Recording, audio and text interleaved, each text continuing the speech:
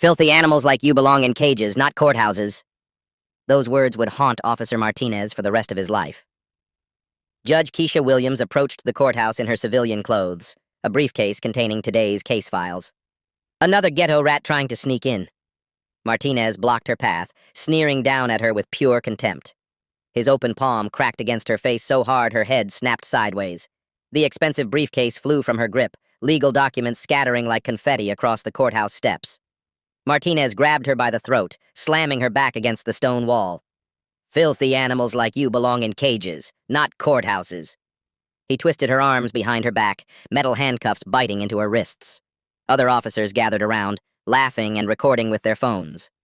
Keisha's jaw throbbed, but her eyes stayed locked on the bronze nameplate above the courthouse entrance. The Honorable Judge K. Williams presiding, 20 feet away from her own courtroom, being brutalized by the very system she served. Have you ever seen instant karma this brutal? Inside the courthouse, Martinez straightened his uniform and cleared his throat. He had done this dance many times before. Spin the story, control the narrative, make himself the hero. The system always believed cops over criminals, especially when those criminals looked like her. Your Honor, Martinez began, his voice steady and practiced. I was conducting routine security protocols when I encountered a suspicious individual attempting to breach courthouse security. He gestured toward Keisha, now sitting in handcuffs at the defendant's table, a purple bruise blooming across her left cheek. The defendant was acting erratically, refusing to provide identification, and became increasingly agitated when asked to comply with standard security procedures. The temporary judge, Judge Harrison, a pale, thin man in his 60s, nodded approvingly. And what exactly did you observe, Officer Martinez? Well, sir, she was dressed inappropriately for court proceedings, carrying what appeared to be stolen legal documents. Martinez's eyes gleamed as he warmed to his fabrication. When I approached to investigate, she became verbally aggressive, using profanity and making threats. From the gallery, two other officers, Rodriguez and Thompson, exchanged knowing looks. They had heard Martinez tell similar stories dozens of times, different faces, same script. She kept screaming about being someone important, Martinez continued, his voice dripping with disdain. These people always claim to be lawyers, judges, senators, anything to avoid accountability. I've seen this playbook before, Your Honor. Judge Harrison leaned forward, clearly engaged. Did she attempt to flee or resist arrest? Absolutely. The defendant became physically combative when I attempted to place her in protective custody. I was forced to use the minimum necessary force to ensure public safety. Martinez's hand trembled almost imperceptibly as he spoke, the only crack in his polished performance. The courthouse stenographer's fingers flew across her machine, capturing every lie for posterity. In the back row, a young law clerk frowned, something nagging at her memory. Officer Rodriguez, the prosecutor called. Can you corroborate Officer Martinez's testimony? Rodriguez stood, his uniform pressed to perfection. Yes, ma'am. I witnessed the entire incident. The defendant was clearly attempting to circumvent security protocols. Officer Martinez handled the situation with remarkable professionalism. And the alleged assault? Judge Harrison inquired. Martinez's jaw tightened. Your Honor, I used only the force necessary to subdue an aggressive individual who was threatening courthouse security. The defendant's injuries, if any, resulted from her own resistance to lawful commands. He pulled out his phone, swiping to a video that conveniently started mid-confrontation. I have partial footage here, though unfortunately my body cam malfunctioned this morning. The lie rolled off his tongue like honey. How convenient, Keisha murmured, speaking for the first time. I'm sorry? Judge Harrison raised an eyebrow. Nothing, Your Honor, she replied calmly, though her eyes blazed with controlled fury. Martinez continued his performance. What we're seeing here is a classic case of someone playing the victim card after being caught breaking the law. She was trespassing on government property, carrying suspicious documents, and when confronted with her criminal behavior, she immediately claimed discrimination. The prosecutor, a middle-aged woman named Sandra Walsh, nodded sympathetically. Officer Martinez, in your 15 years of service, have you encountered similar situations? Unfortunately, yes. There's a pattern here. Certain individuals believe they're above the law, that rules don't apply to them. They use accusations of racism to deflect from their own criminal behavior. Martinez's voice rose with righteous indignation. It's honestly insulting to the real victims of discrimination. Several people in the gallery, mostly white courthouse employees, nodded in agreement. They had heard similar stories on the news, seen similar narratives play out in social media. It felt familiar, comfortable even. The defendant claims she was going to work, Martinez made air quotes mockingly. But she couldn't provide any employment verification, any identification, or any legitimate reason for being in a restricted area of the courthouse. Thompson, the third officer, stepped forward. If I may add, Your Honor, the defendant was carrying what appeared to be confidential legal documents. We suspect she may have been involved in some kind of identity theft or fraud scheme. Judge Harrison looked intrigued. Fraud scheme? Yes, sir. Martinez jumped back in, sensing momentum. These documents had judicial letterhead, case numbers, and sensitive information. No legitimate citizen would have access to materials like this. We believe she may have been planning to impersonate court personnel. The irony was so thick it was almost suffocating, but Martinez pressed on, oblivious to the trap he was setting for himself. In my professional opinion, he concluded, this is simply another case of someone trying to game the system. She knows if she can make this about race, about alleged police brutality, she can distract from her actual crimes. It's a calculated manipulation of public sympathy. He turned to face Keisha directly, his eyes cold and contemptuous. These people think they can just waltz into any building, any courtroom, any space they choose, and when they're stopped, they scream discrimination. Well, not in my courthouse. The words hung in the air like a poisonous cloud. Several court staff members shifted uncomfortably while others remained stone-faced. Your Honor, Prosecutor Walsh added, the state recommends we proceed with charges of trespassing, resisting arrest, and assault on a police officer. The defendant's attempt to frame this as a civil rights issue is clearly a desperate defense strategy. Martinez allowed himself a small smile. This was going exactly as planned. Another case, another win, another reminder that the system worked the way it was supposed to. People knew their place, or they learned it the hard way. Furthermore, he continued, emboldened by the supportive atmosphere, I want to emphasize that I showed remarkable restraint. The defendant was clearly unstable, possibly under the influence of narcotics. A lesser officer might have used much more significant force. Judge Harrison nodded gravely. Your professionalism is noted, Officer Martinez. In the defendant's chair, Keisha sat perfectly still, her hands folded in her lap despite the handcuffs. Her expression remained calm, almost serene, but anyone looking closely would have noticed the slight upturn at the corners of her mouth. She was taking mental notes of every lie, every fabrication, every detail that would soon unravel Martinez's career and reputation. The officer had no idea he was testifying in front of the very person who had the power to destroy him. Is there anything else you'd like to add, officer? Judge Harrison asked. Martinez straightened his shoulders. Just that incidents like this remind us why we need strong law enforcement. Some people only understand authority when it's backed by force. The defendant learned today that actions have consequences. He had no idea how prophetic those words would prove to be.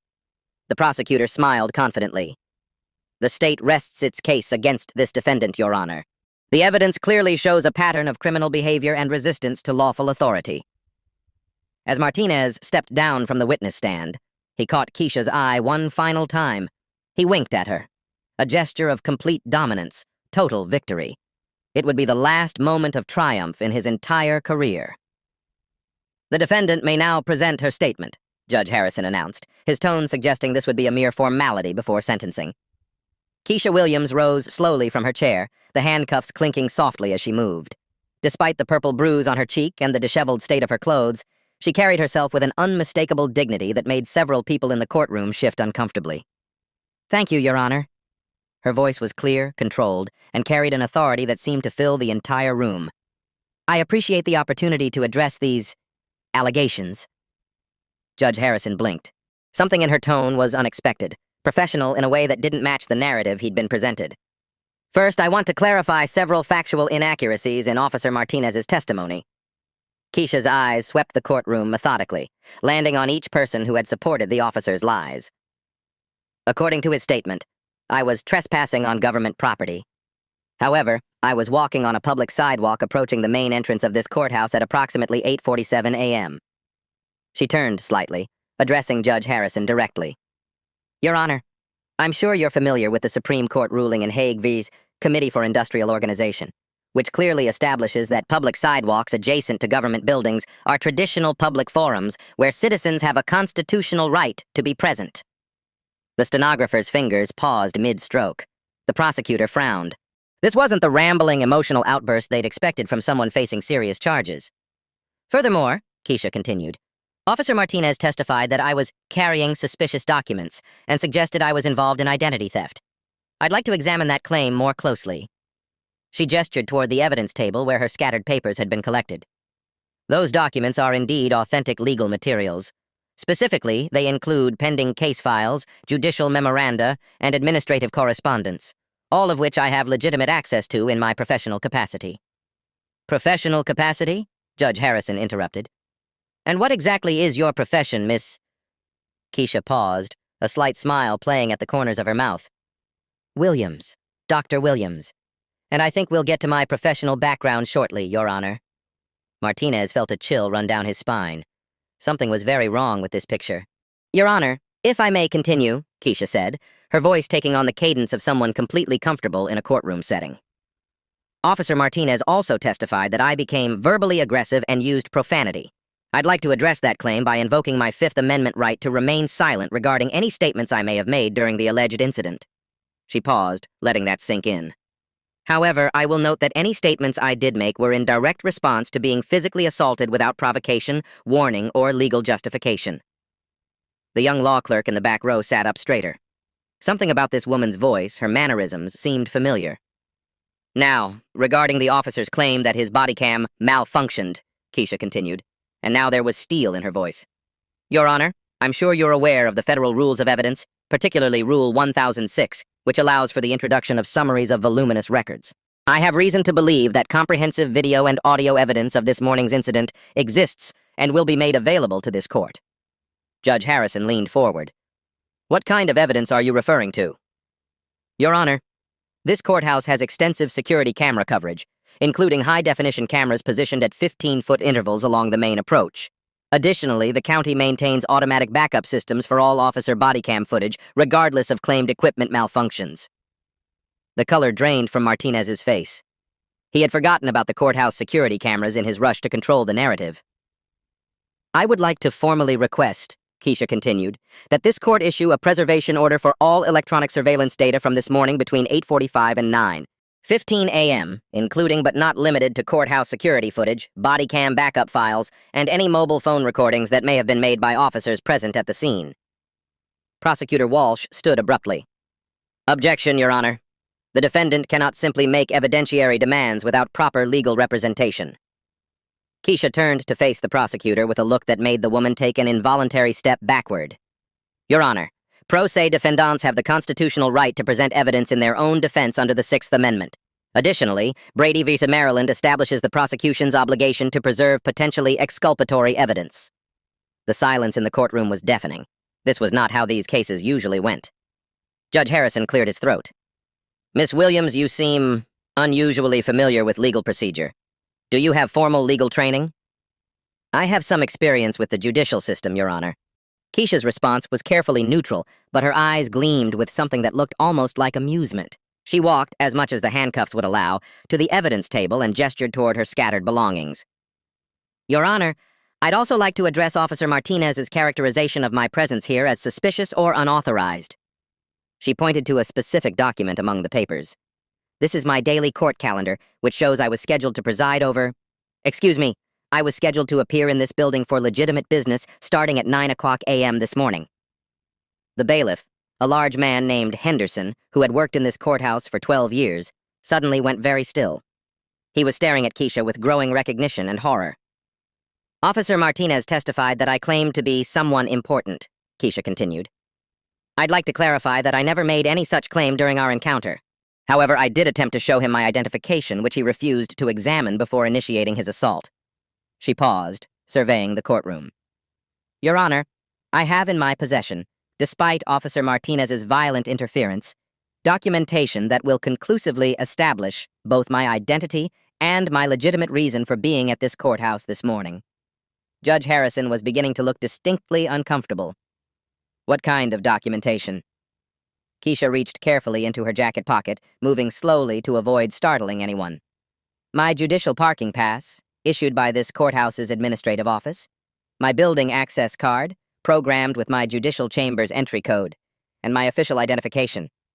The bailiff Henderson suddenly stood up, his face pale as he recognized the woman he'd seen every day for the past 3 years. Your Honor, Keisha said quietly. I believe there's been a significant misunderstanding about who exactly Officer Martinez assaulted this morning. She held up a leather credential wallet, and even from across the room, the gold judicial seal was clearly visible. Perhaps we should recess so that proper identifications can be verified, she suggested, her voice carrying the unmistakable tone of someone who was used to giving orders in courtrooms, not taking them. Judge Harrison stared at the credential wallet, then at Keisha's face, then at the bailiff who was nodding grimly. "Court will recess for 15 minutes, he said hoarsely.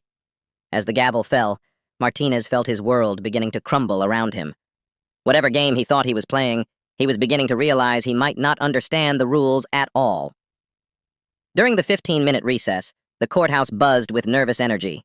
In a small holding room adjacent to the courtroom, Keisha sat calmly while Bailiff Henderson fumbled with his keys, his hands shaking as the reality of the situation hit him. "Judge Williams," he whispered, his voice thick with horror. "Jesus Christ, Judge Williams, I am so sorry. I didn't recognize you in civilian clothes, and when they brought you in like that—" "It's all right, Henderson," Keisha replied softly. "You weren't part of this. But I need you to do something for me." "Anything, Your Honor. Anything at all. I need you to go to my chambers, quietly, and bring me my judicial robes. The black ones with the gold trim. And Henderson?" She looked him directly in the eye. "Bring my gavel, too. The engraved one from my swearing-in ceremony." Henderson nodded vigorously and hurried out, leaving Keisha alone with her thoughts. She closed her eyes and took a deep breath, centering herself the way she had learned to do during her 23 years on the bench. This morning, she had been Judge Keisha Williams, respected jurist, protector of constitutional rights, guardian of justice. In the span of 15 minutes, she had been transformed into a victim, a defendant, a woman in handcuffs facing trumped-up charges. But now it was time to reclaim what was hers. Her phone, confiscated during the arrest, but now returned, buzzed with missed calls and messages. Her clerk, Janet Morrison, had sent increasingly frantic texts. "Judge Williams, where are you? The Peterson hearing is in 30 minutes. Your Honor, the attorneys are here asking about delays. Judge Williams, please call me back. There are rumors that something happened." Keisha typed back quickly. "Tell the Peterson attorneys we'll reschedule. Something more important has come up. Clear my afternoon calendar." She scrolled through her contacts until she found the number she was looking for. Chief Judge Margaret Carter, the administrative head of the entire judicial district. "Margaret, it's Keisha." "Keisha, thank God. We heard there was some kind of incident. Are you all right?" "I've been better. Margaret, I need you to do something for me, and I need you to do it without asking questions right now." "Of course. Whatever you need." "I need you to contact the courthouse security office and tell them to immediately preserve and copy all surveillance footage from this morning between 8:45 and 9:15 a.m. All cameras, all angles. And Margaret, make sure there are multiple copies stored in different locations." There was a pause. "Keisha, what exactly happened this morning?" "A police officer named Martinez just spent an hour testifying under oath about how he heroically subdued a dangerous criminal who was trespassing on courthouse property." Keisha's voice was steady, but there was an edge to it that Chief Judge Carter had never heard before. "And?" "The dangerous criminal was me, Margaret. On my way to work, he didn't just arrest me. He assaulted me in front of this courthouse, called me a filthy animal, and told me I belonged in a cage." The silence on the other end of the line stretched for nearly 30 seconds. "Jesus Christ, Keisha. What do you need? Should I call the FBI? The Attorney General's office?" "Not yet. Right now, I need those surveillance recordings secured, and I need you to make some phone calls. I want every case Officer Martinez has testified in over the past 5 years pulled and reviewed, every single one. Consider it done. But Keisha, you can't handle this case yourself. There's a conflict of interest and—" "Margaret, in about 10 minutes, I'm going to walk back into that courtroom wearing my judicial robes. Officer Martinez is going to learn exactly who he assaulted this morning, and more importantly, who has the power to ensure he faces the consequences of his actions." Henderson returned, carrying a garment bag and a small wooden box. "Your robes, Your Honor. Robes, and your gavel." Keisha stood and unzipped the garment bag, revealing the flowing black judicial robes that had been her armor for over 2 decades. As she slipped them on, she felt the transformation begin. The fabric settled on her shoulders like a mantle of authority, each fold a reminder of the power she wielded, the oaths she had taken, the justice she was sworn to protect. She opened the wooden box and lifted out her ceremonial gavel, its weight familiar and comforting in her hand. Engraved on its handle were the words, "Justice is blind, but she sees all." Henderson, she said, adjusting her robes. When we return to that courtroom, I want you to announce to me properly. Yes, Your Honor. How would you like to be announced? Keisha Williams straightened to her full height, every inch the federal judge she had been for the past 23 years. The Honorable Judge Keisha Williams, presiding. She looked at herself in the small mirror on the wall. The bruise on her cheek was still visible, but now it served a different purpose. It wasn't just evidence of Martinez's brutality.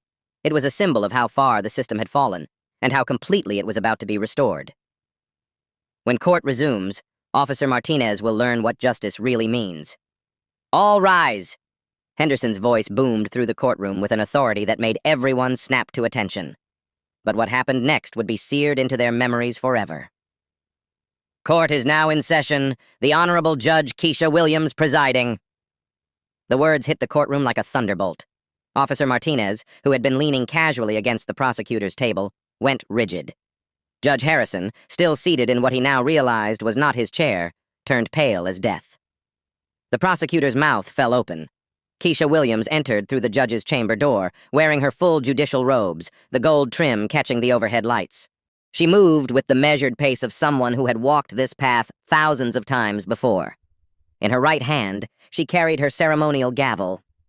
The silence was absolute. Not a single person dared to breathe. She took her place behind the bench, her bench, and sat down slowly, deliberately.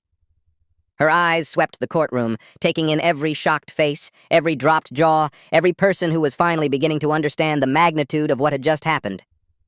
Officer Martinez, she said quietly, her voice carrying the full weight of judicial authority. You may remain standing.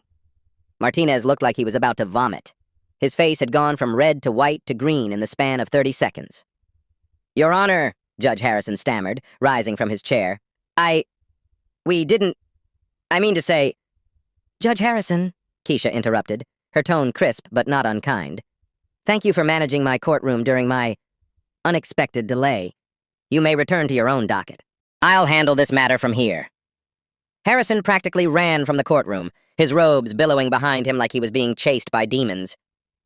Keisha turned her attention back to Martinez, who was now visibly shaking. Officer Martinez, approximately 2 hours ago, you testified under oath in this courtroom. Do you recall your testimony? Martinez couldn't form words. Let me refresh your memory, Keisha continued. You stated, and I quote, these people always claim to be lawyers, judges, senators. Anything to avoid accountability. Do you remember saying that? Martinez nodded weakly. You also stated that I was quoted, another entitled activist looking for a payday, and that you had seen a quote, this playbook before. Is that accurate? The courtroom was so quiet that the hum of the air conditioning sounded like a roar. And perhaps, most memorably, Keisha's voice grew colder. You stated that people like me need to learn that, quote, actions have consequences. Do you recall that particular piece of wisdom? Martinez's legs were shaking so hard he could barely stand.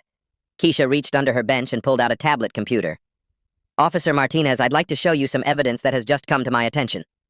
She turned the tablet screen toward the courtroom. On it was crystal-clear security camera footage from the courthouse steps, showing the entire morning's incident from multiple angles. This is footage from courthouse security camera number 7, which has an unobstructed view of the main entrance.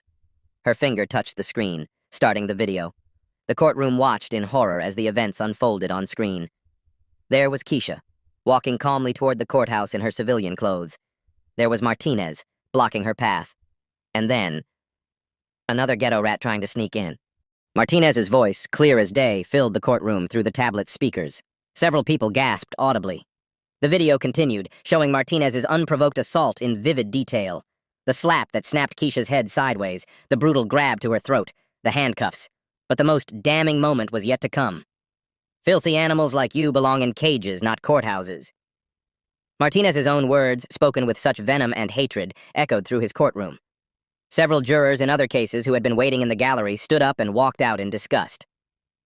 Officer Martinez, Keisha said, pausing the video, do you see any verbal aggression from the defendant in this footage? Any profanity? Any threats? Martinez remained silent, his career disintegrating before his eyes. Now, Keisha continued, let's examine your claim that your body cam malfunctioned. She swiped to a new video file. This is backup footage from your own body cam, automatically uploaded to the county's cloud storage system every 60 seconds, a system you apparently forgot existed. The new video began playing, and Martinez's voice filled the courtroom again, but this time it was even worse. This was the complete, unedited version. "Look at this uppity bitch thinking she can just walk into my courthouse," Martinez's voice snarled through the speakers. "These people need to learn their place. Time to teach another lesson." The prosecutor, Sandra Walsh, was frantically gathering her papers, trying to distance herself from the catastrophe unfolding before her. But Keisha wasn't finished. "Officer Rodriguez, Officer Thompson," she called out. "You both testified under oath that Officer Martinez handled the situation with remarkable professionalism. Would you like to revise those statements?" Both officers were already edging toward the exit. "And here," Keisha said, advancing the video to show Martinez's assault from his own body cam perspective, "we can see the moment when Officer Martinez committed felony assault against a federal judge." She let those words hang in the air for a moment. "Federal judge." Martinez's knees buckled. He grabbed onto the prosecutor's table to keep from falling. "But wait," Keisha said, her voice taking on an almost conversational tone. "There's more." She pulled up a new file on her tablet. "This is audio from Officer Thompson's body cam, which was apparently functioning perfectly this morning." A new voice filled the courtroom. Thompson's voice, speaking to Rodriguez while Martinez was assaulting Keisha. "Dude's really going off on this one. Think she's actually somebody important like she keeps saying?" Rodriguez's voice responded, "Nah, man, look at her. Martinez knows what he's doing. Probably just another welfare queen trying to scam the system." More laughter from the officers as they watched their colleague brutalize a federal judge. The few remaining spectators in the gallery were staring at Martinez with undisguised revulsion. "Officer Martinez," Keisha said, setting down her tablet, "you asked me earlier if I had any employment verification. Well, I do."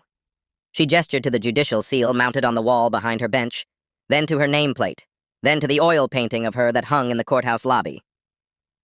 "I've been the presiding judge of this courthouse for 23 years, Officer Martinez. Every case you've ever testified in, every warrant you've ever requested, every search you've ever conducted in this jurisdiction has been under my authority." Martinez finally found his voice, though it came out as barely a whisper. "Your Honor, I didn't know." "You didn't know," Keisha repeated slowly. "You didn't know because you didn't bother to look. You saw a black woman and you made assumptions. You saw someone you thought was powerless, and you decided to abuse that power." She leaned forward slightly. "But Officer Martinez, there's something else you didn't know." The courtroom held its breath. "For the past 6 months, I've been conducting an investigation into patterns of misconduct and racial bias in this police department, working directly with the FBI's Civil Rights Division." Martinez's face went completely white. "This morning's incident wasn't random, Officer Martinez. You've been under investigation, and you just provided us with the most perfect evidence we could have hoped for." She lifted her gavel and held it in front of her. "Officer Martinez, you said actions have consequences. You were right about that. Court will recess while I consider the appropriate charges." The gavel came down with a sound like thunder. Martinez collapsed into a chair, his career, his reputation, and quite possibly his freedom now hanging by a thread. When court resumed 20 minutes later, the atmosphere had completely transformed. Word had spread throughout the courthouse like wildfire. Lawyers, clerks, bailiffs, and court reporters had quietly filed into the gallery, drawn by whispers of the most spectacular courtroom reversal in the building's history. Martinez sat slumped in what was now clearly the defendant's chair, his uniform wrinkled, his face ashen. His attorney, a nervous public defender named Michael Carter, who had been hastily summoned, kept shooting worried glances at his client. Judge Keisha Williams returned to her bench with the same measured dignity she had displayed thousands of times before, but now every eye in the room saw her differently. This wasn't just any judge. This was the woman who had been brutally assaulted by the man now trembling before her bench. "Officer Martinez," she began, her voice carrying the full weight of 23 years of judicial authority, "before we proceed with the serious criminal charges you now face, I believe this court and everyone present deserves to understand exactly who you assaulted this morning." She stood, moving around the bench to address the packed courtroom directly. "My name is Judge Keisha Williams. I have served as the presiding judge of this courthouse for 23 years. I was appointed to this position by Governor Richardson in 2001, and I was confirmed by the state Senate with a unanimous vote." Her voice grew stronger with each word. "I graduated magna cum laude from Harvard Law School. where I was editor of the Harvard Law Review. Before my appointment to the bench, I served for 8 years as a federal prosecutor in the Civil Rights Division of the Department of Justice. Martinez's attorney was frantically scribbling notes, probably calculating how many years his client was facing. During my tenure as a federal prosecutor, I specialized in cases involving police misconduct, civil rights violations, and institutional racism. I successfully prosecuted 47 cases against law enforcement officers who abused their authority. She paused, letting that number sink in. In my 23 years on this bench, I have presided over more than 15,000 cases. I have sentenced hundreds of defendants, from petty thieves to murderers. I have seen every type of criminal behavior, every excuse, every justification. Judge Williams walked closer to where Martinez sat cowering. But in all my years of service, Officer Martinez, I have never, not once, encountered such a perfect example of everything that is wrong with policing in America. The packed courtroom was silent except for the sound of Martinez's labored breathing. You see, Officer Martinez, when you called me a ghetto rat and a filthy animal, when you told me I belonged in a cage, when you slammed me against the wall of my own courthouse, you weren't just assaulting a random citizen. She returned to her position behind the bench. You were assaulting the person who has dedicated her entire career to ensuring that officers like you are held accountable for their actions. Judge Williams opened a thick file that had been placed on her bench. This file contains detailed records of every case you've testified in over the past 5 years. 43 cases, Officer Martinez. 43 times you've stood in my courtroom and sworn to tell the truth. She flipped through several pages. 28 of those cases involved defendants who were people of color. In 26 of those cases, you were the arresting officer. And in every single one, Officer Martinez, you described the defendants using remarkably similar language to what you used with me this morning. Martinez's face had gone from white to gray. Acting erratically. Refusing to comply. Becoming aggressive. Threatening officer safety. The same words, the same narrative, the same lies over and over again. Judge Williams closed the file with a sharp snap. But here's what you didn't know, Officer Martinez. For the past 6 months, I've been working with the FBI's Civil Rights Division, the State Attorney General's Office, and the Department of Justice to investigate systemic patterns of racial bias and misconduct in this police department.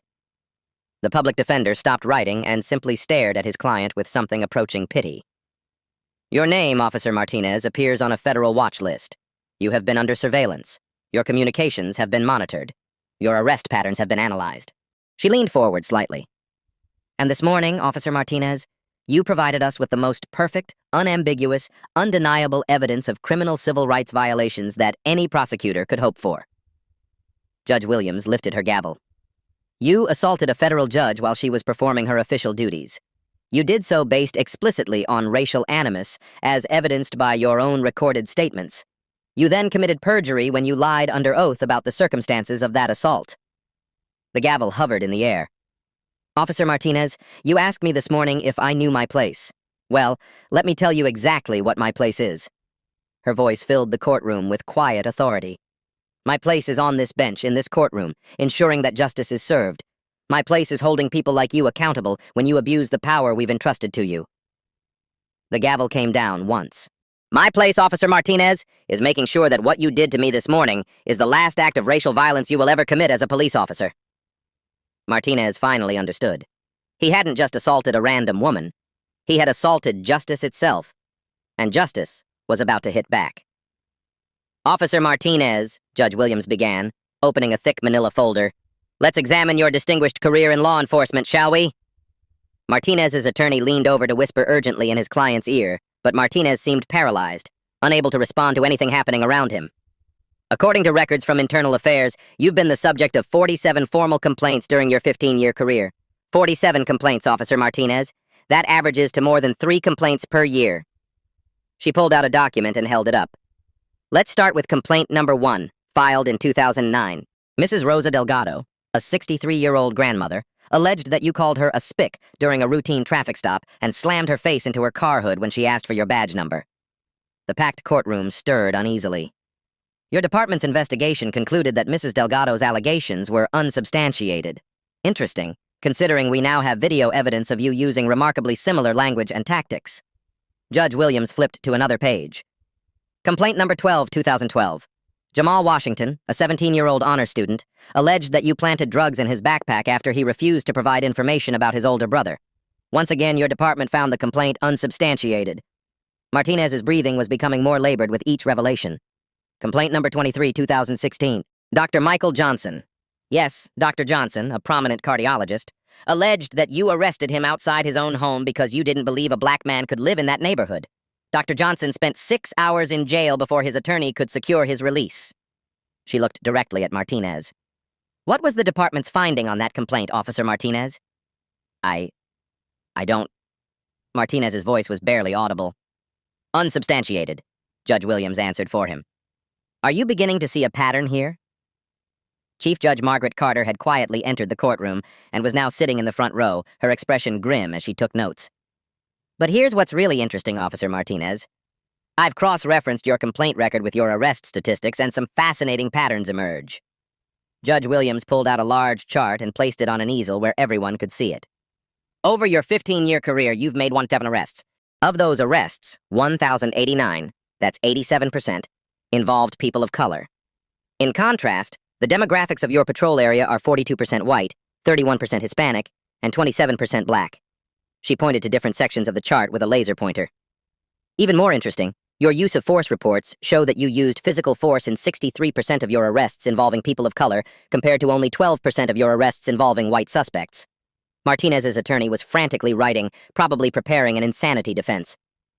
And here's perhaps the most damning statistic of all, Judge Williams continued. Of your 1,089 arrests of people of color, 432 cases were dismissed due to lack of evidence, prosecutorial misconduct, or violations of constitutional rights. That's a dismissal rate of nearly 40%. She turned back to Martinez. Officer Martinez, do you know what we call it when a police officer has a 40% dismissal rate due to constitutional violations? We call it a pattern of criminal behavior. The courtroom was deadly silent except for the scratch of reporters' pens on paper. But wait, there's more, Judge Williams said, her tone almost conversational now. I've also reviewed the financial impact of your career on the taxpayers of this county. She pulled out another document. Over the past 15 years, this county has paid out $2.3 million in settlements and judgments related to your conduct. $2.3 million, Officer Martinez. That's more than some small town's entire annual budgets. Martinez finally found his voice, though it came out as a croak. Your Honor, I was just doing my job. Your job? Judge Williams interrupted. Officer Martinez, let me read you the oath you took when you became a police officer. She pulled out an official document and read aloud. I solemnly swear to support and defend the Constitution of the United States and the state constitution, to bear true faith and allegiance to the same, and to faithfully and impartially discharge the duties of my office according to the best of my ability. So help me God. She set the document down. Faithfully and impartially, Officer Martinez, not selectively, not based on skin color, not based on your personal prejudices. Judge Williams walked around the bench again, addressing the entire courtroom. What we're seeing here isn't the behavior of one rogue officer. This is the inevitable result of a system that protects officers like Martinez, that dismisses complaint after complaint, that pays settlement after settlement, all while allowing the abuse to continue. She turned back to Martinez. But that system failed you today, didn't it, Officer Martinez? Because today, you chose to assault someone who had the power to expose everything. Martinez's head dropped into his hands. Officer Martinez, you spent this morning telling this court that people like me need to learn our place. Well, I think it's time you learned yours. Judge Williams returned to her bench and lifted her gavel. Your place, Officer Martinez, is in a defendant's chair, facing the full consequences of 15 years of criminal behavior. The gavel came down with finality. And that's exactly where you're going to stay. Judge Williams stood behind her bench, her judicial robes flowing around her like armor forged from justice itself. The packed courtroom held its collective breath as she prepared to deliver what everyone knew would be a historic verdict. Officer Martinez, she began, her voice carrying the weight of centuries of jurisprudence. Before I render judgment in this matter, I want to address not just you, but everyone in this courtroom and everyone who will hear about what happened here today. She gestured to the gallery, packed with lawyers, court staff, reporters, and citizens who had heard whispers of the extraordinary proceedings. This morning began with a simple question. What happens when someone with a badge believes they are above the law? What happens when years of unchecked power and systemic protection create a person who thinks they can assault a federal judge and face no consequences? Martinez sat slumped in his chair, his career and life crumbling around him in real time. The answer, Officer Martinez, is standing before you right now. Judge Williams picked up her gavel, the same one that had been engraved with the words, "Justice is blind, but she sees all," on the day she took her oath of office. For 15 years, you have terrorized this community. For 15 years, you have violated the constitutional rights of citizens whose only crime was existing while black or brown. For 15 years, you have made a mockery of the badge you were sworn to honor. Her voice grew stronger, more passionate as she continued. But your greatest mistake, Officer Martinez, wasn't any single act of brutality. Your greatest mistake was believing that the system would always protect you, no matter how far you went, no matter how many lives you destroyed. Martinez finally looked up, his eyes red and defeated. This morning, when you called me a filthy animal and told me I belonged in a cage, when you slammed me against the wall of my own courthouse, when you handcuffed me and paraded me through these halls like a criminal, you thought you were asserting your dominance over just another powerless victim. Judge Williams leaned forward, her voice dropping to barely above a whisper, forcing everyone in the packed courtroom to strain to hear her words. But I was never powerless, Officer Martinez, and neither were any of the people you've brutalized over the years. The only difference is that today, justice finally had a witness. She straightened to her full height. Officer Martinez, based on the evidence presented in this courtroom, evidence that came from your own mouth, your own actions, your own camera, I find you guilty of assault in the 1st degree, a felony. The words hit the courtroom like thunder. I find you guilty of assault on a judicial officer, a federal felony carrying a mandatory minimum sentence of 5 years. Martinez's attorney closed his eyes and put his head in his hands. I find you guilty of deprivation of civil rights under color of law, a federal felony punishable by up to 10 years in prison. With each pronouncement, Martinez seemed to shrink further into his chair. And I find you guilty of perjury in the 1st degree for your false testimony given under oath in this very courtroom. Judge Williams paused, letting the weight of those charges settle over the room. But Officer Martinez, this case was never really about you. You are simply a symptom of a much larger disease that has infected our justice system for far too long. She turned to address the packed gallery. For too long, we have allowed police officers to operate with impunity. For too long, we have dismissed complaints, ignored evidence, and paid settlements while allowing the abuse to continue. For too long, we have told victims of police brutality that their experiences don't matter, that their word doesn't count, that justice isn't for them. Her voice rose with passion. But that ends today.